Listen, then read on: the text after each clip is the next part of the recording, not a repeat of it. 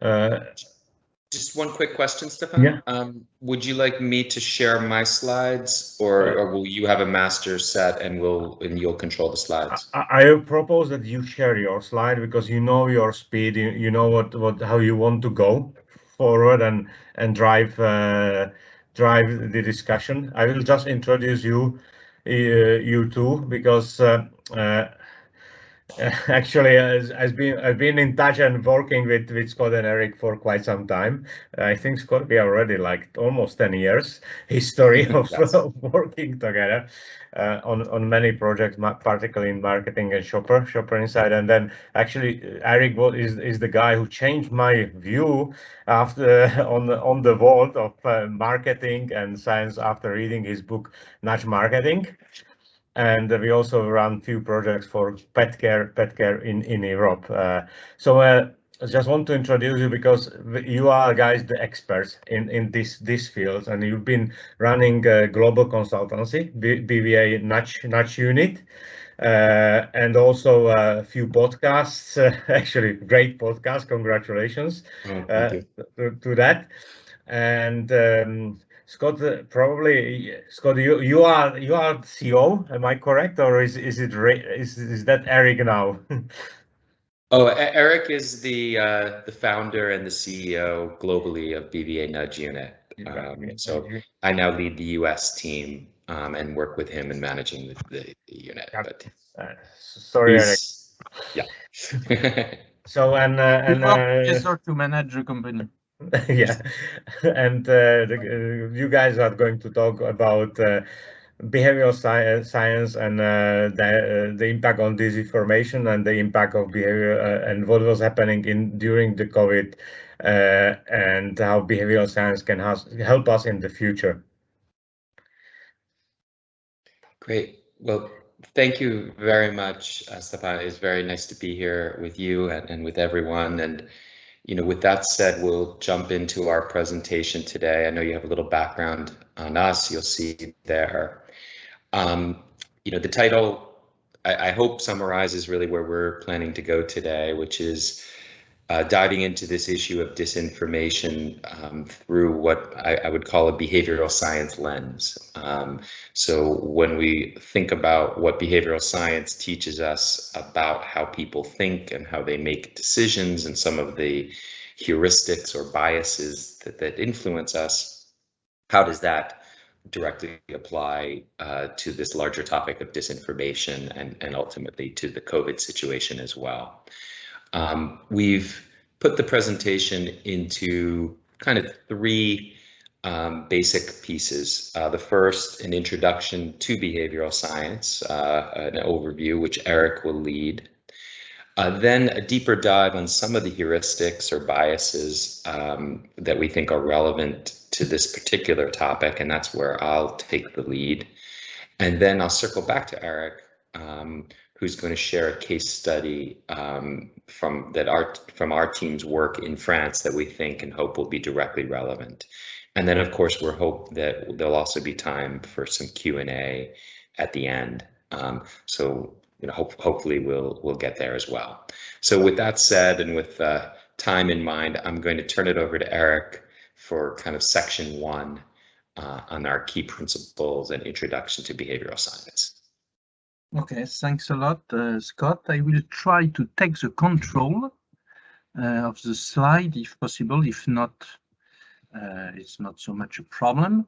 So we are very delighted to be here and to share what is our passion with Scott and behavioral science and how to apply behavioral science, and in our case to disinformation and to fight against fake news, especially during the COVID crisis. What we have planned to do is, first, for me, to make a kind of short intro for those who are not familiar with behavioral science.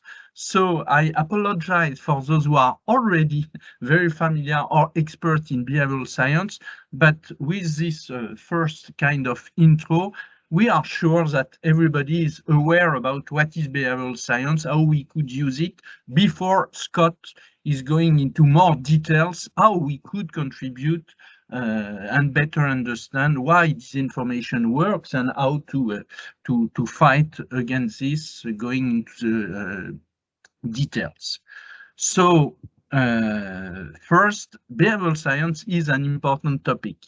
I am not the only one to think about this, and I am happy to share a recent guidance note which has been released by the United Nations, and I have written just there quote from Antonio Guterres, who is the General Secretary of the United Nations, and what he has declared is behavioral science is a critical tool for the UN to progress on its mandate. It can contribute to combating poverty, improving public health and safety, promoting gender equality, strengthening peace building, and all the SDGs.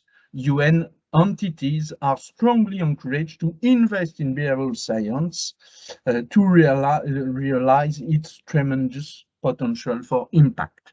So we are, Scott and myself, not the only one to think behavioral science is something which is really important and critical to know. And you will see that even Antonio Guterres is not the only one to think about this. To be very concrete, I would like to share some very well-known in our small community example case studies about how to apply behavioral science learning to concrete challenge, and especially to challenge about encouraging citizens, people, to adopt new positive desired behavior. Here we are in the UK, and one big question regarding health, public health, is how to encourage organ donation. Maybe you know that there are every year a lot of deaths in the UK because of a lack of organ donation. So the government is trying to encourage English citizen, British citizen, to register to NHS, which is an organ donation organization. And they use some kind of classical advertising like this one. It is the last page of the well-known gov.uk website. At the end of the visit, the last page says, thank you. They are British, so very polite. And by the way, please join the NHS organ donor register. If you needed an organ transplant, would you have one? If so, please help others. So what the behavioral insight team, which has been created by the Cameron government in 2010 did, is to make two small change. First, you see a red logo. In nudge and in behavioral science, we call this salience, meaning trying to grab the attention of people. For what? For them to read the sentence which is beside this red logo. Every day, thousands of people who see this page decide to register. And as human beings, we are social, which means social creature, which means that we are very interested by what others do, by our community, by what others think, but how others behave. And when we make this little change and make a A/B testing, what happens is we have 96,000 additional registration just due to these two small changes. So what does it mean? In behavioral science, we know that activating some specific driver of influence could change dramatically people's behavior. And in this case, the objective is to save lives. And the ROI of this action is very big. Why? Because changing this, it's maybe 30 seconds of the time of your webmaster and nothing else. And the secret of this is not just an idea, it is an idea which activates a driver of influence that we know from behavioral science experiments is powerful. I give you another example which has been done by our BVN unit in France. The objective here was to encourage teenagers to use seatbelt in school buses. And what was the idea? You see the image here. It was to create a rigid cover to recover the seat belt. So because it is rigid, when you sit on it, it's not so nice. So what a young teenager did when just before sitting is to take the seat belt in their hand, and it is in behavioral science what we call creating a decision point. Once you have the seat belt in hand, you have a decision to make. Do I use the seat belt or not? And in the current situation with not this rigid cover, you even don't see the seat belt and you could sit on it without any problem. When we did this, we multiply by 2.4 the number of teenagers using seat belts. So once again, a very simple intervention, but a big effect. We have won some award thanks to this, and again, it is something around saving lives. Third illustration case study, and I think it will be clear for all of you, even those who are not familiar with nudge and behavioral science, what we do in this area. Here, it was a work that we have done again, the BVN Nudge Unique for the government in France. The objective was to encourage French citizens to upload the Tous Anti-COVID app, which is a tracer app. We decided first to create a decision point by sending an SMS text message to all the French citizens using the iPhone or the mobile phone, and we have changed, nudged the text using some very well-known driver of influence, a messenger. We know that using a messenger could change the perception and the importance of the message itself.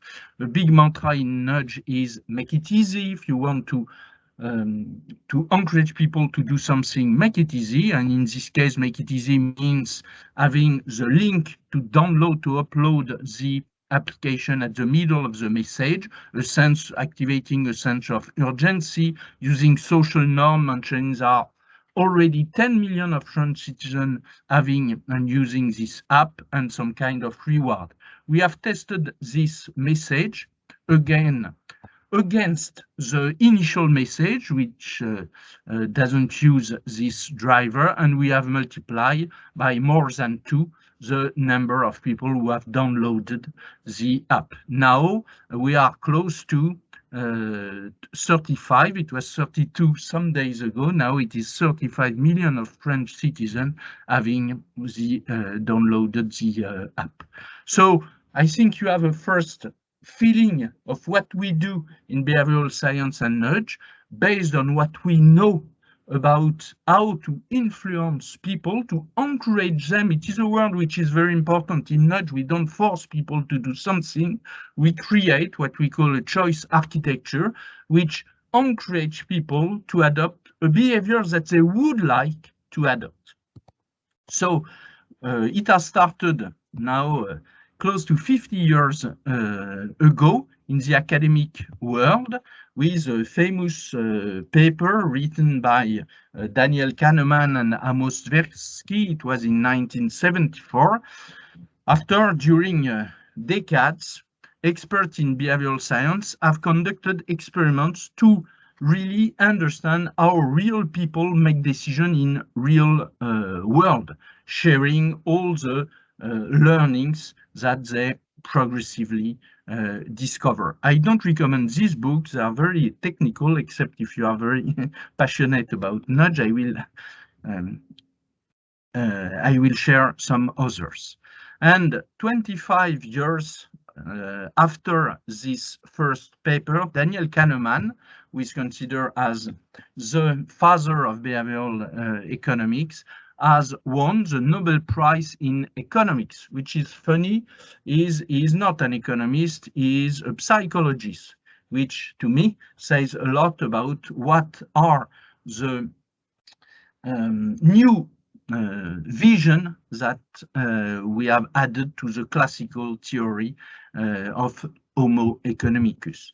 In the last 5 years, we have 3 out of 5 winners in the Nobel Prize in Economics who claims to be behavioral scientists, including Richard Taylor, who is the co-author of Nudge. Nudge was a book, is a book, and the final edition has just been released 1 month ago. The Nudge theory is how we use the learning from behavioral science to create intervention to make public policy more efficient. From academics to public policy, the big chance, I would say, of behavioral science in this guy, not Barack Obama, because I think you all know Barack Obama, but the other guy, his name is Cass Sunstein, professor at Harvard at that time. He is a close friend of Barack Obama, and in 2009, he has been nominated at the White House to lead what we call the Office of Information and Regulatory Affairs. And he has started to use behavioral insight and nudge to solve some public policy difficulties. Obama has been very convinced and has decided to create an internal team, the social and behavioral science team, in 2013, led by an academic. Her name is Maya Shankar, and 2 years after, in 2015, he decided to release an executive order using behavioral science insight to better serve the American people.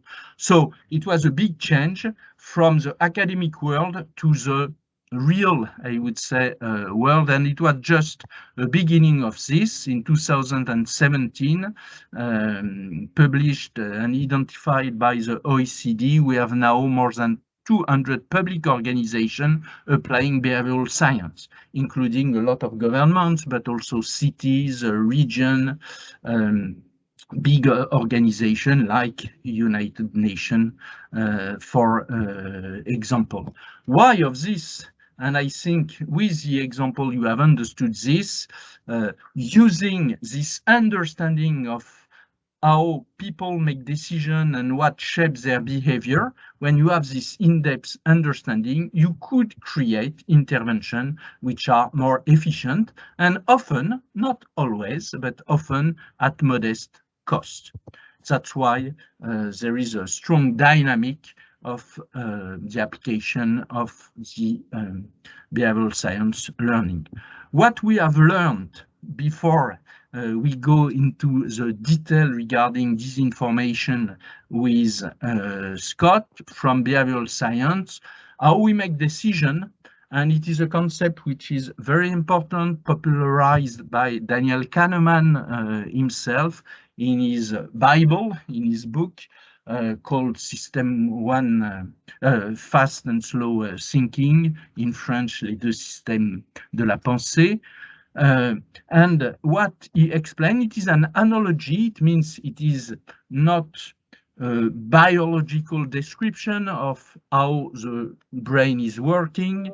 It is not a functional description. It's just an analogy to help us to understand how we make our decision. And he used this idea of a system 1. System 1 is permanent, is automatic, is fast, is non-conscious, is effortless, and we jump to conclusion. For example, if I say it is a Kahneman example, 2 plus 2, it's very easy for everybody to have the answer without making any effort. We even don't know how we have made this calculation. It just emerged spontaneously, and it is how works system 1. System 2, if I say 25 multiplied 37, it's much more difficult.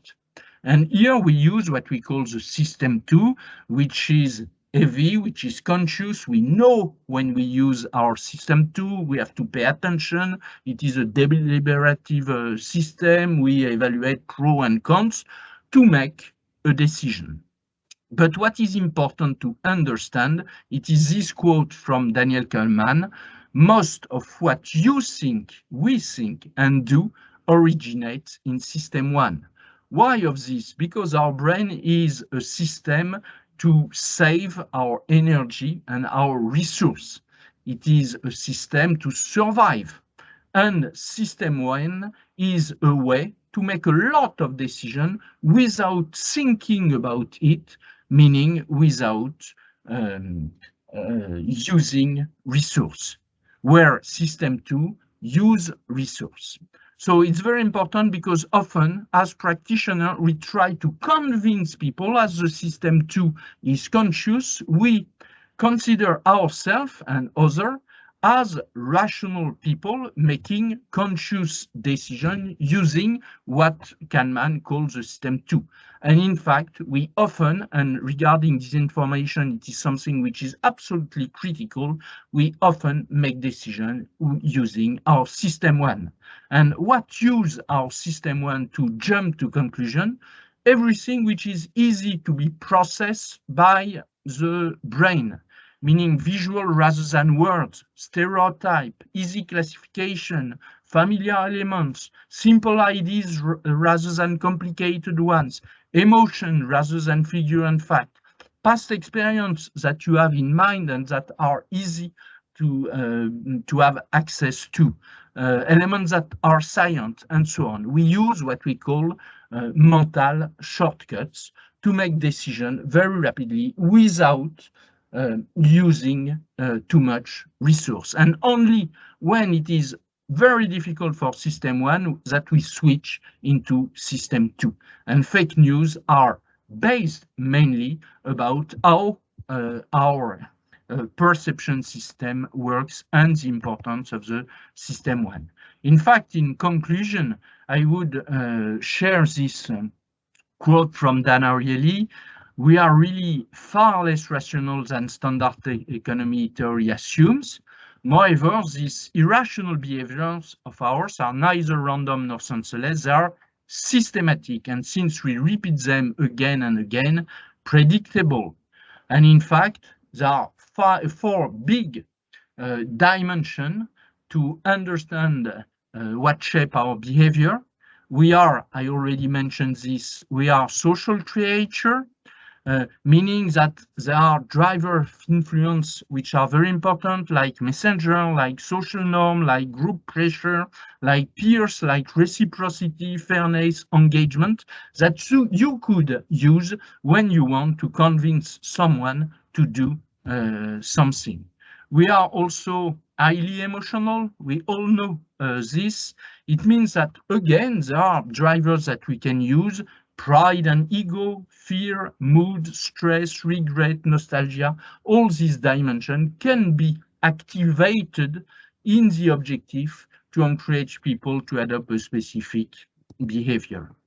Third, we are influenced and strongly influenced by the context in which we make the decision, meaning the framing of the different options, the per default option, the physical environment, the notion of choice architecture, priming and anchoring are also, I have no time to describe all these mechanisms, but are also mechanisms that we could use, for example, to support a better reading and to fight against disinformation. And there is a typo, we use heuristic, meaning shortcuts, meaning logic of decision. Before we make decision, we use a specific logic, and often some of these logics are biased. and we will come back on bias with Scott about, I will skip this one because Scott had a lot of example. What is really important, and it is my last slide before Scott go deeper into what does it mean in terms of disinformation. We are very convinced that if we communicate the right information to people, if we communicate to people, it's enough, and they will adopt the desired behavior that is good for themselves, for the community, or for the planet. And 50 years of analysis have demonstrated that it's not enough. And for example, for the bias, it is like an illusion, a visual illusion, meaning we could be aware of what is a bias and still being under the influence of the bias. So we need to go beyond information. Information is absolutely necessary, but at the same time, if we want to be efficient, we need to go beyond. Scott, floor is yours.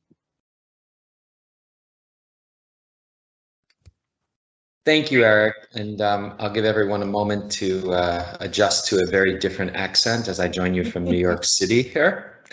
And indeed, I'll do a little bit of a deeper dive just to talk a little more about some of the topics that Eric mentioned. But I think as a grounding point, I think it's really important for us just to recognize that, you know, this conversation about disinformation is sometimes framed as though this is something new or something that's much worse than it's ever been. And I think I would counter that a bit. You know, disinformation has been going on for a long time. These examples from the Salem witch trials to anti-Semitism, you know, there's been a long history, of course, of misinformation being out there and being accepted and understood by large percentages of the population. So it's really a lot about us as humans as opposed to necessarily new technology. Though it is important to recognize that often when you do have a technological change, whether it's the printing press or radio, of course, it's a disruption, and it can indeed be an amplifier as people's sources of information change and they don't have as much context or experience to put it, to view it in context, indeed.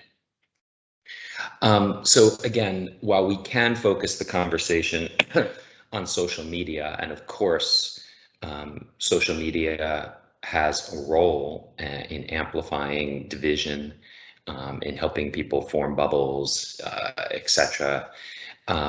I don't think we should think about this as purely a phenomenon around that. And in fact, you know, in speaking with some experts about that in the States, just before, as I was putting together this presentation, consistent feedback was that a lot of the polarization and disinformation in the US, as an example, can be traced a lot further to talk radio, for example, as a source of in-group, out-group polarization.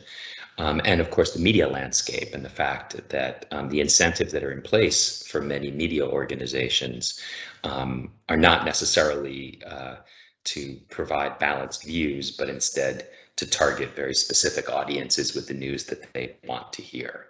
And as I mentioned that, I should say that I think behavioral science is part of the solution, but of course there are larger structural drivers and incentives that are really, really important. When we think about the challenge, again, through what I would call a behavioral science lens, I think there's two somewhat interrelated points to think about. One, indeed, is the heuristics that Eric started to speak about. And I do prefer the term heuristics relative to biases, because I think heuristics, biases perhaps have a negative connotation. But really what these are shortcuts that humans need to navigate their world. As Eric mentioned, you know, if we were just thinking deeply about every decision that we make, we would very quickly be overwhelmed, and we do indeed need these shortcuts. But the second dimension, which again, I think interplays with some of these heuristics, is that of identity. which is obviously critical to humans as social creatures. And I think this interplay is really goes a long way to explain why it's so difficult. But with that said, so I'll talk a little bit about some of these specific heuristics that you may want to learn more about, and talk about the role of identity, and then talk about some of the things we may be able to do to counter the challenge. One of the most prevalent biases or heuristics is what's called the confirmation bias, which is essentially, again, given that we have cognitive limitations, we have to make choices about what we choose to take in and what we choose to value and to believe versus what we discard. That provides an opportunity for what's called confirmation bias, which is essentially the fact that we naturally, as humans, gravitate towards what confirms our existing beliefs. And that information is really taken in and gobbled up, so to speak, whereas things that counter what we initially believe are the easiest things for us to discount and to devalue and ignore. And that this links to an idea that I'll speak about in a moment as well, a separate idea, but this certainly interplayed. Now, this confirmation bias is not just political. This happens in almost everything in life. You know, once I decide on a business plan or a decision, I'm much more likely to take in information that makes me feel good and that supports what I already think is right versus information that may bother me or confuse me by countering that. A second heuristic or bias, or you could call it an effect, is the one of anchoring, which essentially is just that the first piece of information that we get about a given issue tends to have a disproportionate impact on how we view that issue or that situation or that product. Now, the visual example that you're seeing here involves buying a product. You know, in other words, if the first product that I see is $300 and then I see another one for less, I start to think, wow, that's a great deal. But if the first product that I had seen was only $100, suddenly $200 seems ridiculous and overpriced. Again, not purely rational, but very ingrained in the way we think, and again, a shortcut in terms of our decision making. So again, as with confirmation bias, anchoring impacts all aspects of life, but it also impacts the way we look at certain decisions, certain political questions, policy issues, and so forth. What we hear first, the way we initially anchor it in our minds, sets an anchor, and then everything else we hear tends to be related or viewed through that lens, through that initial anchor. So once you believe something, again, you'll end up listening to the things that confirm that, or grounding your future information relative to that, even if the later information may be more relevant, more important, more supported, etc. So the primacy effect, very important. And the third, and this is really what I was referring to at the very beginning, is this idea of cognitive dissonance, which is that, again, it's difficult for us. It takes energy for us to hold competing views or competing ideas in mind. We tend to like to avoid that. You know, again, we would be bogged down as humans if we started trying to weigh both sides of every situation in a very system 2 way, as Eric mentioned.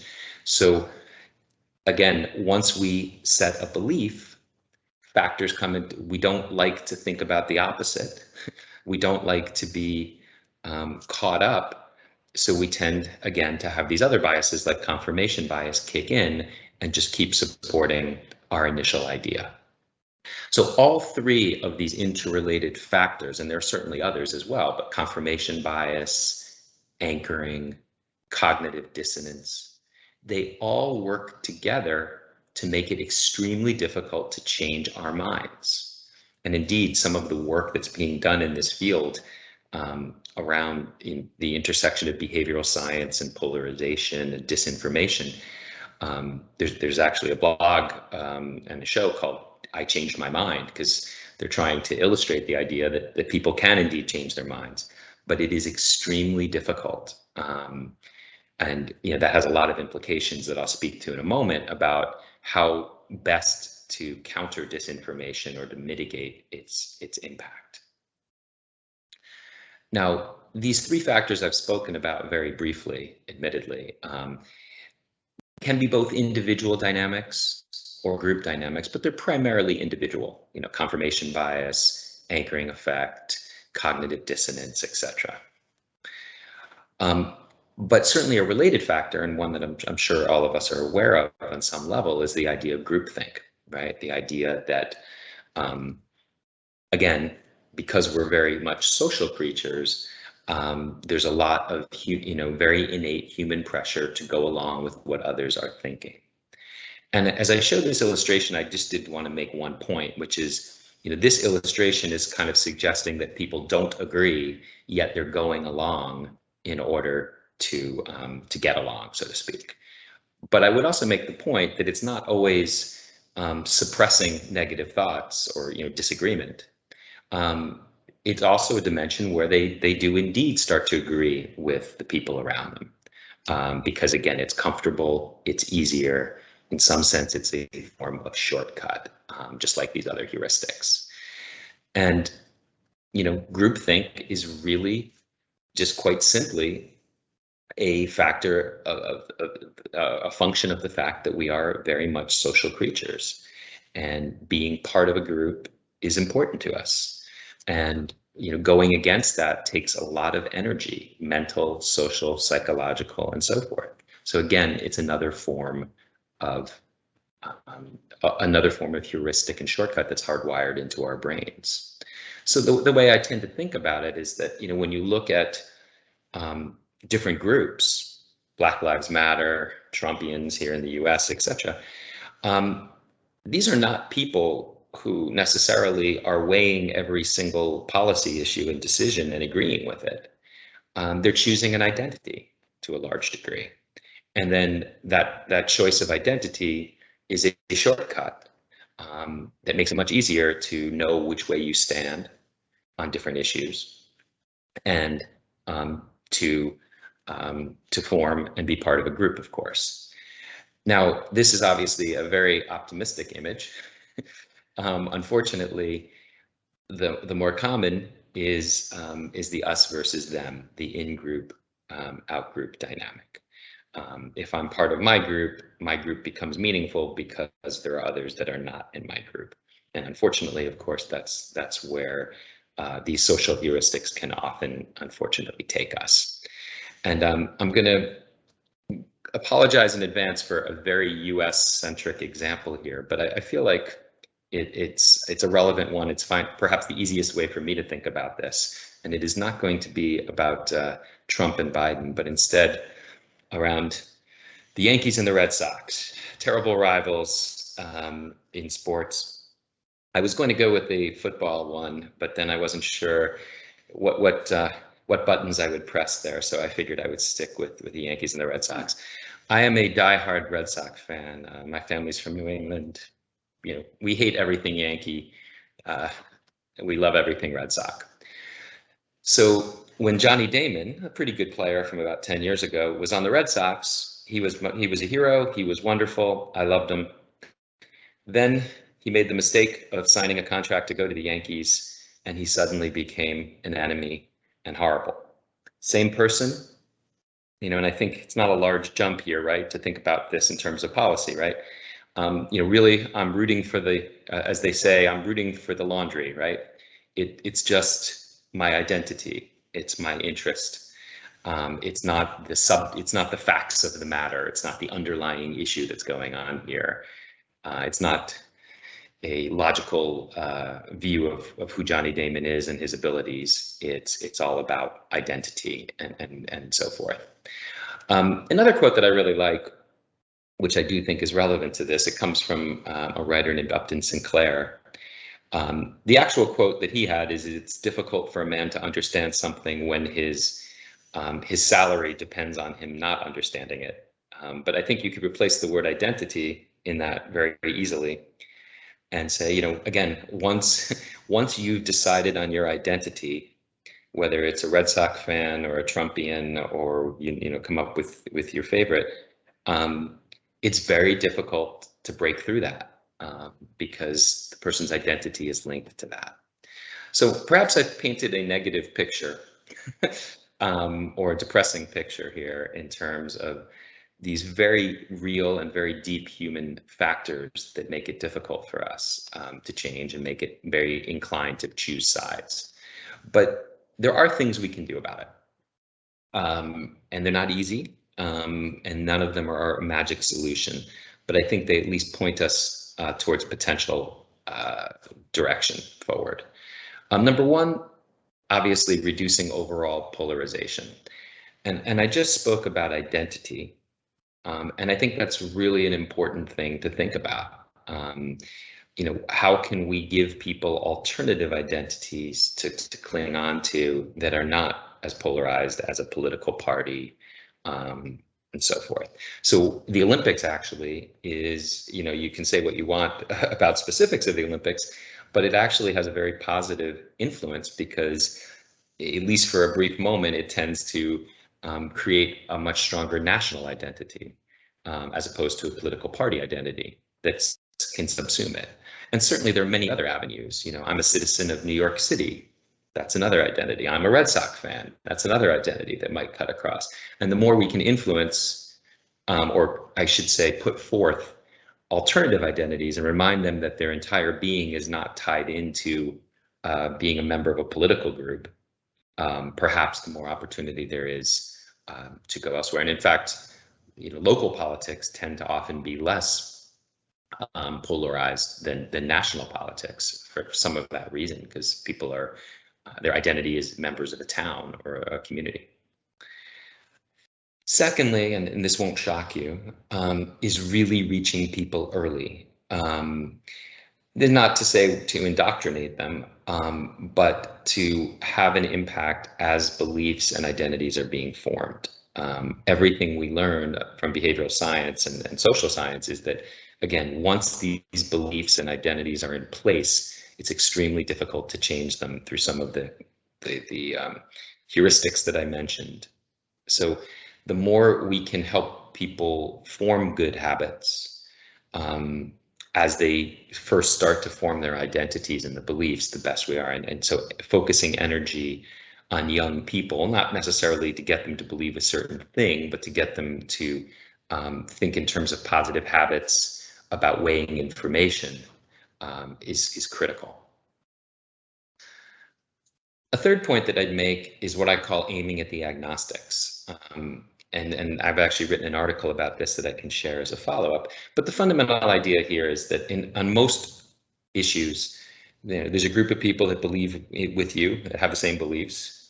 There's a group of people who are violently opposed. And unfortunately, too much of our energy tends to go towards either preaching to the converted who already believe, or trying to convince people who are already locked into opposite beliefs. But in most cases, there is a larger segment that would like to do the right thing, so to speak, that can be nudged or influenced in the right direction. Here I'm using the example of the environment, where you're not going to convince folks who strongly believe that climate change isn't happening. But there's probably a large group of people who like to do the right thing, but aren't necessarily doing it day to day. And those are the people that can be reached and influenced. And then finally, there are indeed behavioral scientists working on very specific and perhaps more tactical interventions to help nudge positive behaviors around news and information consumption, and even around this larger issue of polarization and engagement. And I don't have time to share tons of them, but I can share just one or two quick examples as I conclude. One piece of work that's being done in the UK is kind of being shown almost as an analogy, or I should say the analogy would be to vaccinating people against disinformation. And it involves an app or a game that they download and play that really almost puts them behind the scenes in terms of how disinformation happens. And obviously the idea is to not just preach to them, but to really give them a deeper understanding of this, so they're aware and at least thinking twice about the sources of the information that they're getting. And again, tying to this larger idea of educating young people in particular about how to take in news. So I can share more information as a follow-up, but kind of an interesting tactical piece.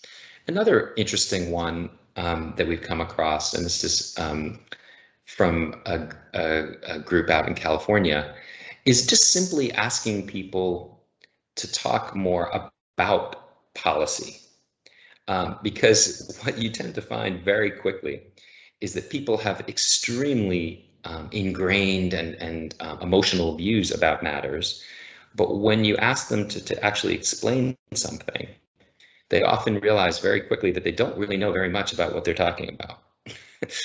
If you ask them, what is this policy about infrastructure that you oppose? How does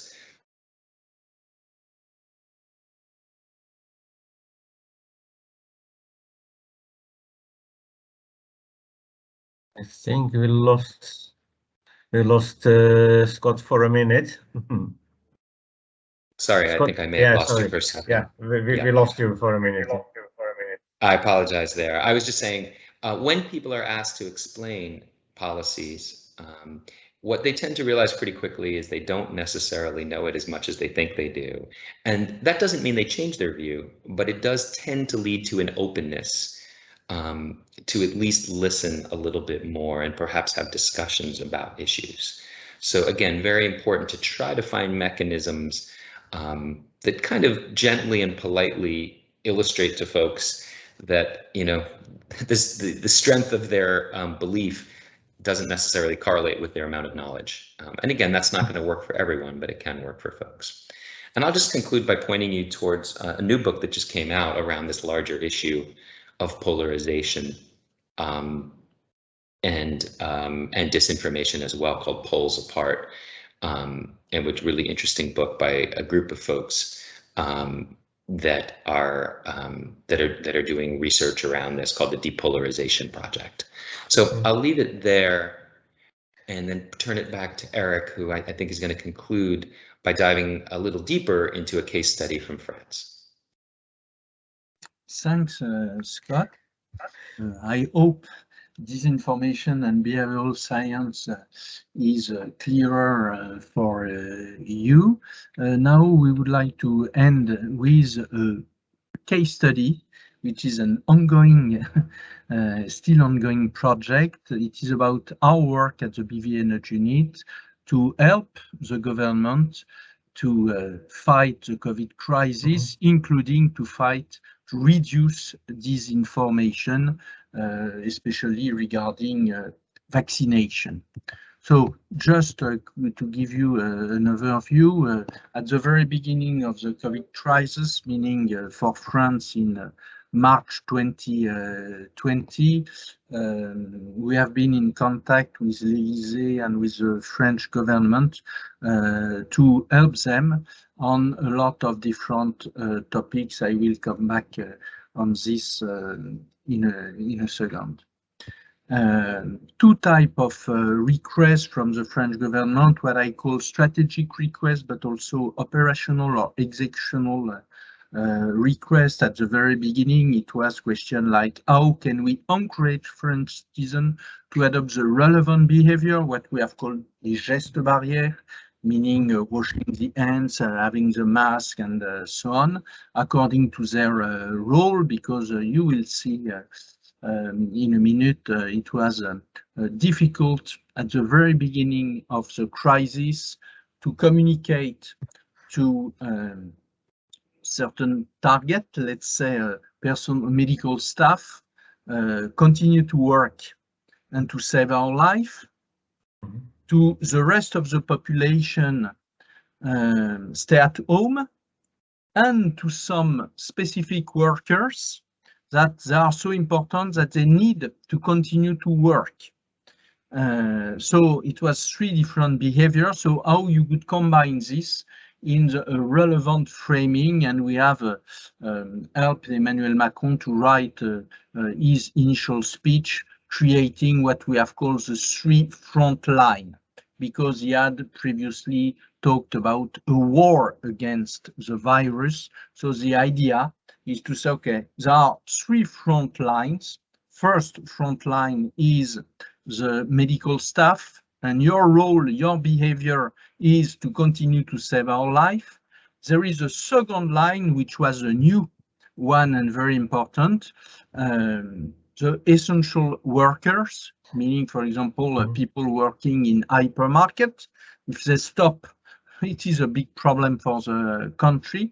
So the president has clearly identified all these workers, asking them to continue to work to save the country. So here, the behavior, the expected behavior was not to exercise what we call in France, there is a law, if there is a risk for your health, whatever the reason, you can stop working and still being paid.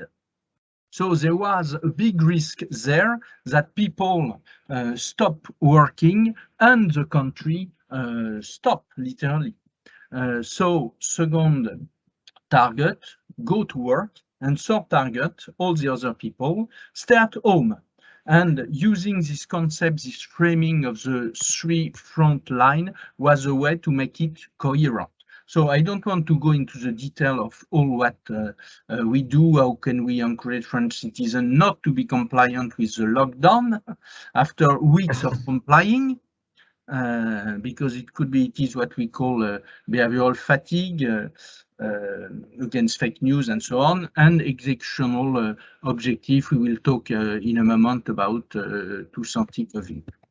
The fundamental idea was this one, not fighting directly against the fake news, but providing clear information and guidance, as I have just mentioned, with the 3 front lines, using the best messenger we can. In this context, it was the president himself, and going beyond information and guidance by activating specific human drivers that have been identified through behavioral science experiments. So first was communicate, communicate, communicate. In an uncertainty period, it was very important when there are a lot of rumors. The first one was COVID is not so dangerous, it is a small flu.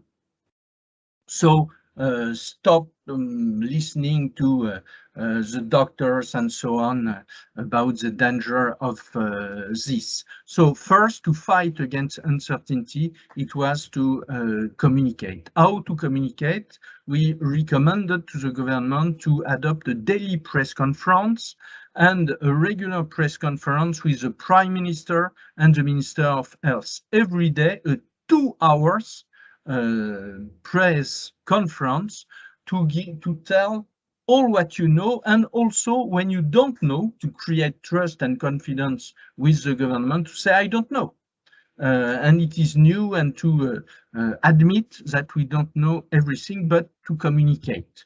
It is a way to reduce stress and to reduce the effect of disinformation. What we have also done progressively is to create some specific tools to communicate in a way which is more instantaneous and in a way which is more personalized. At the very beginning, it was a website, but also WhatsApp, and finally, this TOUS Anti-COVID app. So it was really about communication, simple key message, repeated daily using all the different channels. It was not multiplying all the different messages, but at the opposite, being obsessed by the main message. For example, the first one during the first lockdown period, stay at home. So it was really about communicating simple message. Second, it was about activating specific human drivers. So go beyond basic information, personalized information, and using some specific driver. First one, it is an obvious one, but very important one. I put here the book Messenger by Stefan Martin and Joseph Mark, which is really interesting to better know how works this idea of message change. The perception of the message is different according to the messenger. So we have used a lot strong messenger. For example, MD, which was quite obvious, recommending the desired behavior, but role model adapted to each target of population. And we will see later that it's not always the doctors and so on, or Macron or other, who are the best to communicate a specific message. We have used role models. Here you see Olivier Véran, Minister of Health, which has been this picture has been used in all the different newspaper and so on, but it is less known, but it was very important. Kylian Mbappé, I don't know if you are like me a fan of soccer, but Kylian Mbappé is a very well-known player in France, and he was okay. And we have contacted all the big musical and sport stars in France to ask them to use their personal network, Instagram and so on, to show to people, to French citizens, that they are in this case, vaccinated. Because what is the most convincing for someone is not words saying, oh, you should be vaccinated, is being vaccinated. It is the best to prove to someone that there is no risk. For sure, something was very important. We have recommended, it was not so easy to have the final authorization of this last November to launch what we call the Pass Sanitaire, Health Pass. And the fundamental idea there was to offer specific rewards to people who are okay to be vaccinated. What are these specific rewards? Going back to restaurant, museum, sport event, concert, to be able to travel and so on. So especially for young people, it was very important not only to communicate it's good for health, but not to hesitate to use other drivers that could motivate people to be vaccinated. We have also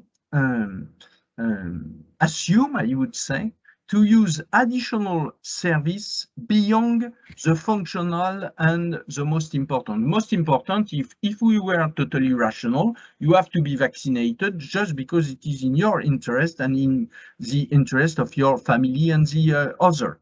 But we have to recognize that it is not sufficient for all the reasons we described before. So, for example, we have developed new services within the Tous Anti-COVID app, which at the beginning had one goal, which was to alert people when they have been in contact with someone infected. So it was the fundamental benefit of this app. And now I can tell you that the big majority of those who have uploaded this app, it's not for this reason, for this benefit. It is because it gives me information, regular information that I can customize to my area of interest.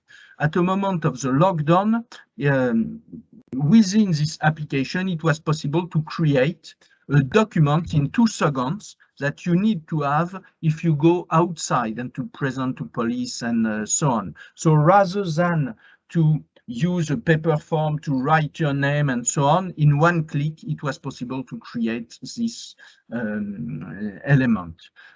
You had information about where you could find a vaccination center where you could find some advice and so on. And last, recently launched, was the opportunity to create a QR code demonstrating that you have been vaccinated, and you know that if you want to go outside, you need to show this. So rather than to have a paper that you could forget and so on, it is now included in this app. Last, but maybe most important right now, is we have talked about the System 1, and we have tried to create TV advertising based on what we call System 1 communication.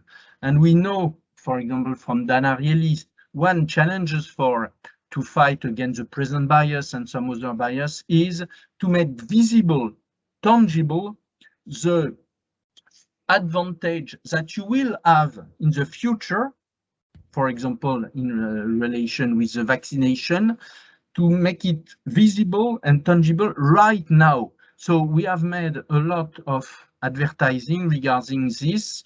The grandmother you see kissing her children, in fact, it is a dream. And the beginning of the advertising, you saw her being vaccinated. And in fact, at the moment she is vaccinated, we have tried to make a link between the final advantage. Same for the advertising, showing young people in areas where they are very happy, enjoying music, meeting together, and so on. So this System 1 communication is very important. And final, you know the mantra by Richard Thaler, make it easy. So what we have created is just to demonstrate that nudge and behavioral science could be something which is not a little nudge, but something much more important. To create a decision point, the idea was to offer and to multiply center of vaccination everywhere. Meaning, if you are in holidays, just when you go out of the beach, you see a vaccination center. So each time it creates a decision point. So at the end of the day, it was some figure from end of August, and now we are at 85% of our population in France, which has been vaccinated, which is one of the highest, if not the highest.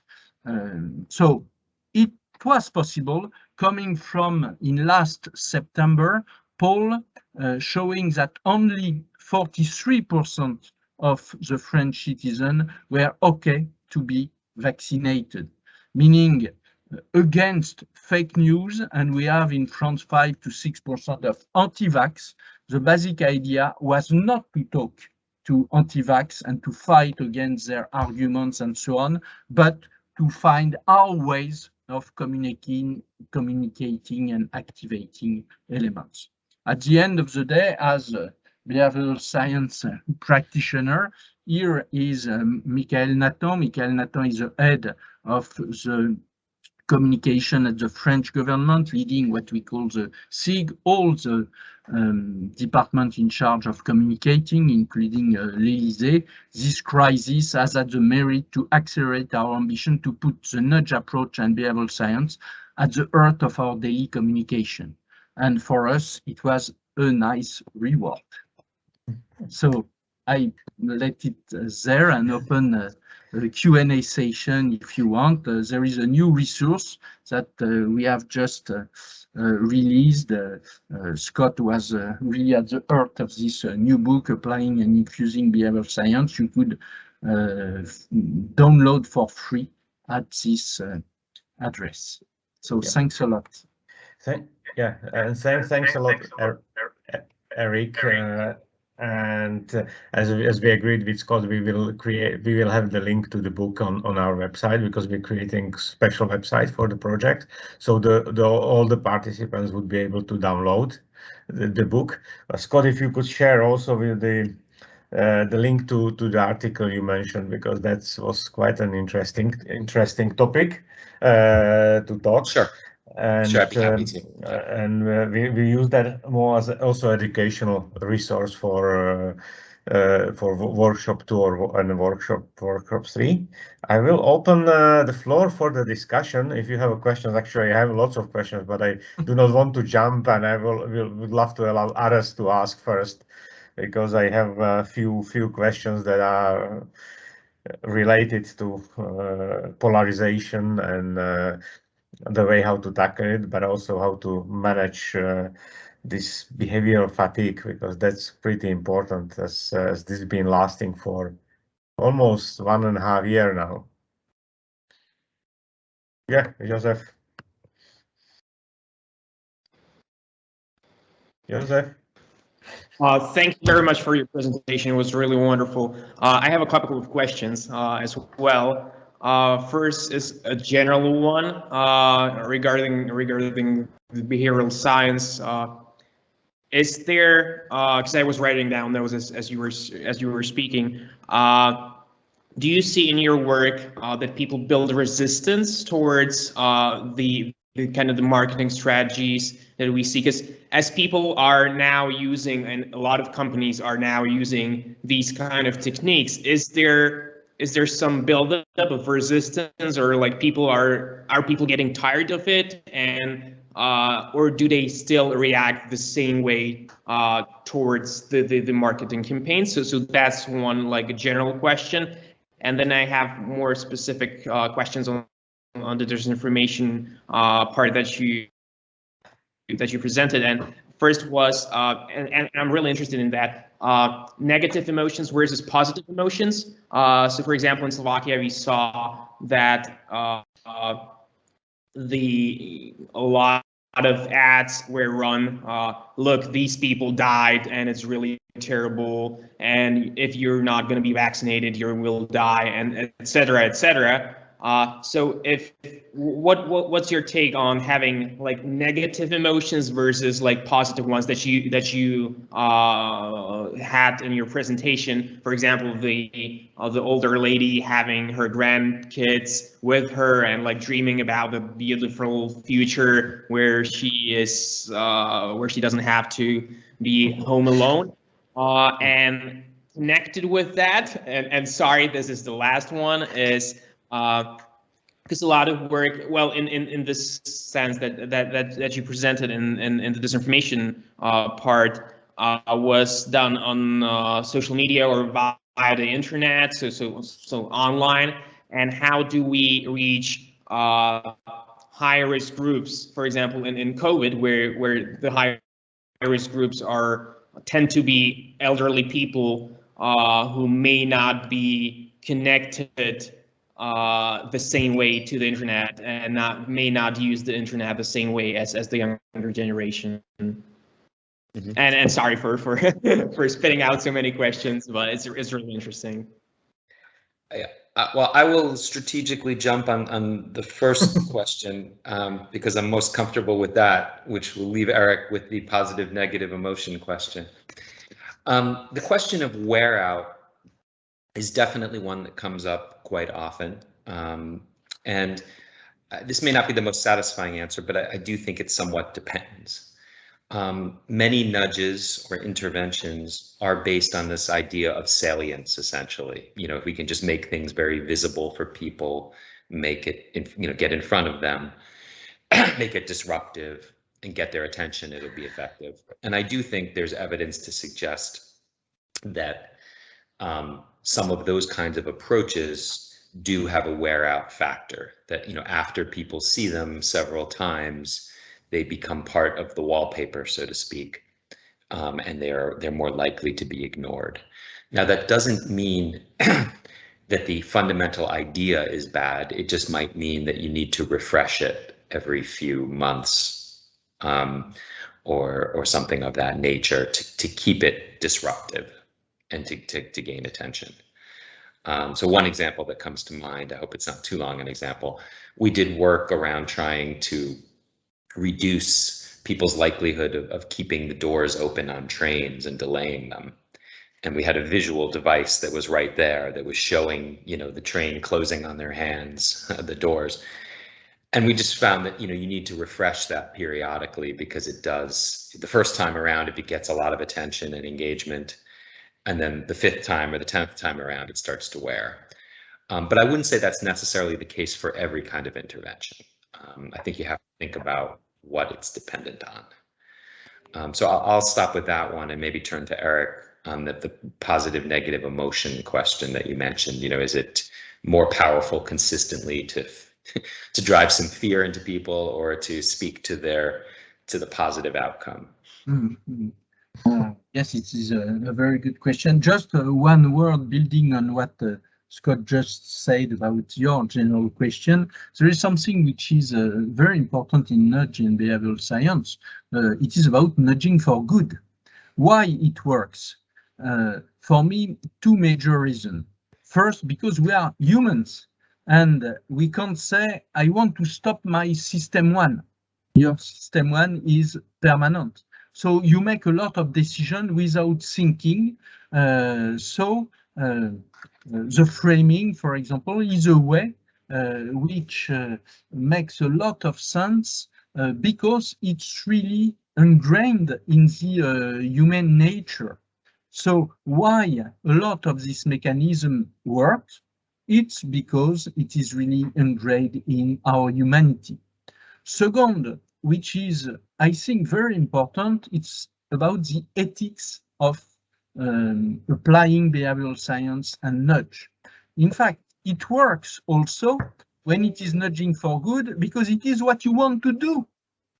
I think it could be very different when it is nudging for bad, and nudging for bad for sure exists, meaning the same knowledge could be used for the best or for the bad, meaning encouraging behavior which is good for the organization and not at all for the individual. So when Richard Thaler signed his book Nudge, it's always with nudging for good. And it is something important. If you help me by nudging to reduce my weight, I am very happy to be nudged. And if something works, I will use it and reuse it and so on. And the basic idea of using nudge is for in the advantage interest of the individual. So it works because it is ingrained in what we are as human beings. And second, it works when it is in our interest. And what we try to do in nudge is to help you to move from your intent to do something to your behavior to do it. And for example, sustainability is something which is really, I think, important in this area. We want to save the planet. We have a good intent, but we don't do it. At least at the level we maybe should do. And we will see. For Daniel Kahneman, for example, it could be something which will destroy the planet and our species. It could, we will see. So to come back to your second question about negative and positive emotion, what we know from behavioral science is context matters. I mentioned that at the very beginning of our work with the French government, there was not only a rumor, but a perception by a quite high part of the population that COVID was maybe not so dangerous. So in this case, we have used image and we have used figure to say, yes, it is dangerous, to make it very clear. It was, to me, the right thing to do at that moment. But some weeks after, it was exactly the opposite. And to come back to what Stefan mentioned, meaning behavioral fatigue, it was very important because of the increase of the stress, of the difficult feelings that people had, to try to make advertising and communication which was more positive, saying we have made progress. trying to help people to think about the future and so on and so on. And it was also very important. So I would say that it is critical to understand the context before you decide to use one driver, in this case, emotion, positively or negatively. Third was about social network. Third question. And I think it was more also about the context that we rely very much on social media. However, there are parts of populations that are not so much exposed to Facebook or Instagram, but actually live in real offline world. Yeah. It was something which was not so easy to tackle in France with old people, because some old people, as you mentioned, are not so frequent user, if they are, of social network, and even having an app on Tous Anti-Covid and so on. So that's why we have used TV advertising, and also that's why we have multiplied the number of vaccination center.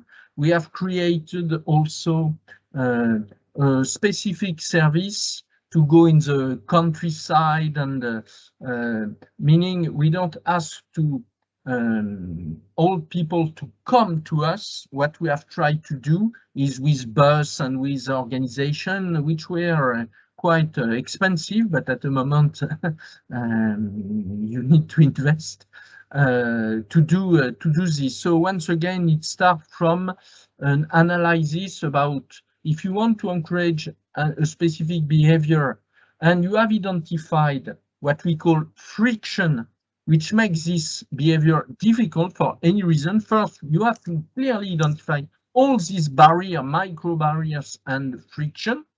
And once you have identified it, you have to think about which intervention could be good to remove the barrier.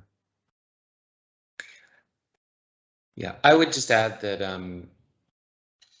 the phone overall is an extremely promising vehicle just because it's so ubiquitous across populations and even increasingly across income levels. And so much of what behavioral science teaches us is with these agnostics, or people who would like to do the right thing and have the intent, you know, they don't need a big lecture. They just need, you know, quick reminders, ideally that make it easy, that point them in the right direction. So, you know, quick texts and so forth can be very effective. You don't necessarily need to be on Facebook or whatever, you know, social media you need. Of course, you know, it's a combination of methods and ways to reach people at the right moment. But I would just say phones in particular are just a very, very promising area. It's just a question of how to do it well. Okay, thanks. If I may jump, and I think I will be building on Josef's questions. And this is, there are I would say two questions. The first one is related to the fact is, Eric and Scott, it's very simple to persuade people that we should use behavioral science for nudging against obesity, or let's say safe water, etc.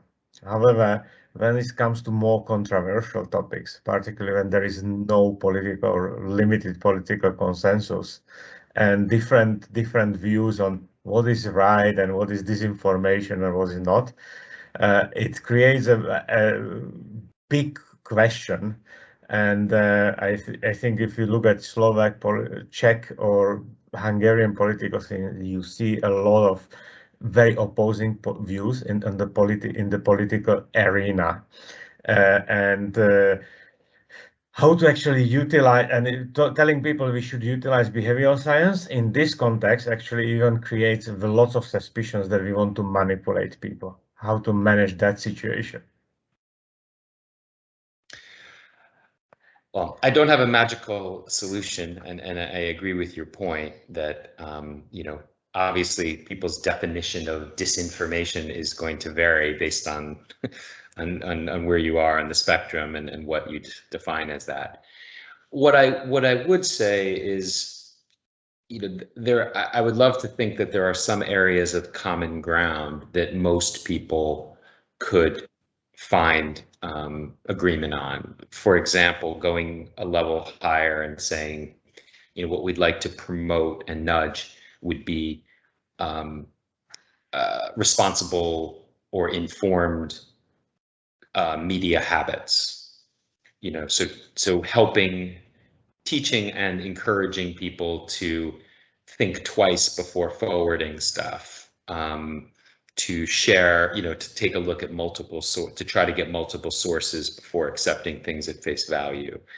I think things of that nature that might be framed in that manner, trying to help people be responsible citizens or informed consumers of information, perhaps that's the opportunity, as opposed to, a level down where it will be seen as promoting a specific political agenda. And even that, I realize, can be controversial, etc. Yeah. So what you are telling is just, I'm trying to understand, let's find some common denominator where we still can find the consensus and start from that point. Exactly. I mean, there may be fringes that don't like the idea of being a good citizen or being an informed person, but I think you might find, are there things where you can get 80% of the people behind that concept? And then again, think about specific behavior changes. And that's the thing that I would emphasize is, people often talk in generalities, and one of the principles we focus on is, can we define a specific thing we'd like them to do differently? When they see something, how do we want them to act differently? And then how can we facilitate that? And I agree with you. We shouldn't focus on fringes. We need to focus on the bulk in the center, sitting on the fence. That's one thing. And in the morning, we had actually a lot of discussion about this with Daniel, who is also part of the discussion about education and how we actually educate people about being able to recognize what is disinformation, what is manipulation, where do we need to start, but also the question was, who is actually more susceptible to that, younger or older generation? And what's your point of view on that? I just want to make sure I understood the question. The last part, when you say younger or older generations, which is more? Well, under influence of disinformation, or easier to manipulate with disinformation. What's your point of view? Because we always blame young, but we also see a lot of older people being very easily manipulated. Yeah, well, I'd be interested to hear Eric's opinion and others, but my initial instinct when you ask the question is I do find it actually more towards older people, just because of some of the factors that I mentioned a moment ago, earlier, where once you have hardened beliefs about something, your natural instinct, your system one, your cognitive shortcut is just to take that in and not be open.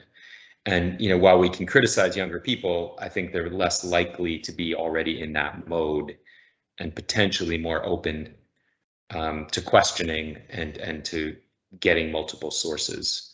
But I'd certainly welcome your thoughts, Eric, on that.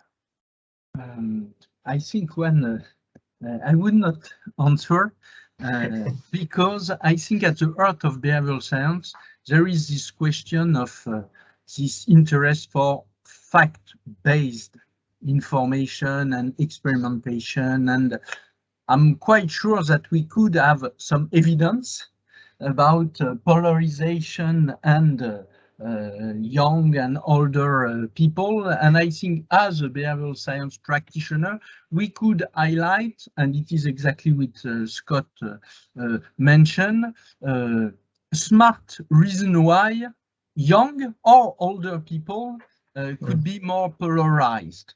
So my starting point would be, could we have some data on this? And after we could try to find explanation of why there is a difference, or there is maybe no difference. Maybe young is a too big target, and we could consider it's different when you are 18 or when you are 12 or when you are 30.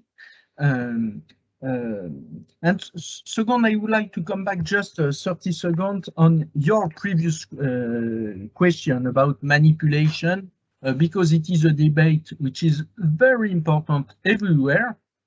And I had some interesting conversation about, because I have been a lot interviewed in France by big media, and each one it is a question.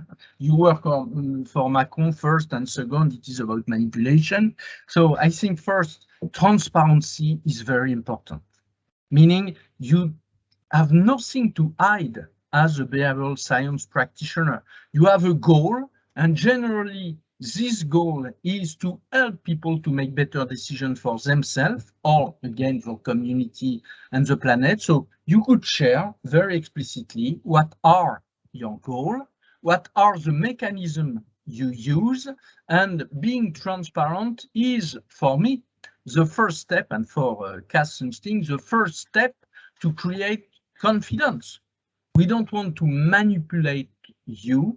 We want you to make the decision you want, but we assume that there is a best solution for you, but you could also go outside to select another solution. And second, to me, it's more executional or operational. It's about selecting as an anchor or kind of priming, selecting the first topic you work on, and to select topics which make absolutely no debate. That's why I have selected some topic at the beginning of the presentation. It is about encouraging the organ donation. It is about using the seatbelt or vaccination. And I think if you select topics which are, and coming back to what Scott mentioned, this type of topic, you reduce this question of manipulation. Mm-hmm. But it is a big debate. Mm-hmm. Any other questions? I have still one more, but I want to allow others to ask. If not, I will ask one question, because that's actually what we are trying to do. And Josef had a great presentation this morning about algorithms, social networks, and how that works. And as you know, one of the big topics in behavioral science is combination of behavioral science and technology and artificial intelligence. How do you see that? And how do you see that future and that kind of the trend that is being discussed quite a lot recently, and what are opportunities, but also risks and challenges in that? There is a book, I don't know if you know this book from Simon Harrell, the director of the MIT lab. His book is the Hype Machine. It is 500 pages on this exact question. So I will not answer in 30 seconds. In fact, I think the future is in our hands, and it will be the best or the worst, depending on how we are able to take this into consideration, to think about this, to put limits, regulation, and so on. But it could be the worst, because for sure now, if you read this book, you will see how big companies are using, I hope it is for the best, but not sure, all their potentialities in tech, and to clearly know ourselves better than ourselves, because they know everything we do. If we have clicked, if we have liked, if we have what we have bought, and so on and so on. And once you know our personality, our test, you could use this in different ways. Mm-hmm. Yeah, I would just add that, I think I view behavioral science as a tool, a deeper set of understanding about how humans make decisions. And like any tool, it can be used in both positive and negative ways. And that's one reason, and to their credit, I think a lot of the academics like Richard Thaler and Cass Sunstein and Daniel Kahneman and others have emphasized right from the beginning the importance of nudging for good and thinking in terms of ethics and principles behind it. And again, if I have the easiest guiding principle to me is the idea of helping people move people from intent to action. That we're not using this to persuade as much as to help people do things that they're already want to do, whether that's they're inclined to get a vaccination, but it's too difficult, it gets in the way. How do we make it easier? If there's a role for informing and persuading, certainly, but I think the real sweet spot of behavioral science is taking those people who have positive intent and getting them over the finish line, so to speak. And that can mean, of course, but it can mean, things like different habits around consuming media and sharing information and engaging with other people and promoting positive dialogue, and trying to counter some of the forces that are out there trying to polarize and misinform. So that's kind of the way I think about it. Okay. And it is the same for artificial intelligence. It is a tool which could be for the best or the worst. And final word for me, I think there is something, and you mentioned this, which is absolutely key, is education, meaning critical thinking. How we could develop critical thinking, meaning for me, using what we know from behavioral science, how the brain works, how we make decisions, but using this knowledge and trying to educate young people at school, because we educate them about geography, about history. Why? Not about something in France, but I think in a lot of other countries. Why not about how our brain works and what is dangerous, including in our best interest? And there is a professor in France who is working on this topic, trying to have very simple and funny exercise to educate very young people, which means it is possible. Big effort, but possible. Thanks a lot for your time, and we'll try to make you stars. And we'll be sharing this video widely on our website, but also as called that preparation for the second workshop.